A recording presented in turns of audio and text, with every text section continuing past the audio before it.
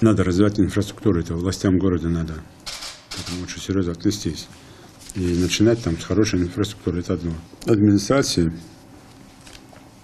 любой там просто заложить у себя, любая стройка административного здания или там еще чего-то, хороший инвестпроект, все сейчас перетягивать там или в Малгобек, как город воинской славы, или в Карабулак, или Сунжа. В том числе сейчас побыстрее вопрос решить по ЖД вокзалу, который там должен быть, и реконструкции железнодорожных путей.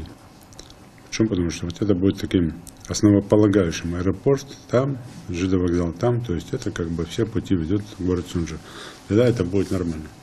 Ну и это ливневки, канализация, то есть подземные коммуникации. Их надо быстро делать. Для этого надо составить сейчас, мне очень важно, там, чтобы побыстрее сделать вот эту схему генерального плана и какие средства мы туда вкладываем, и как это будем делать.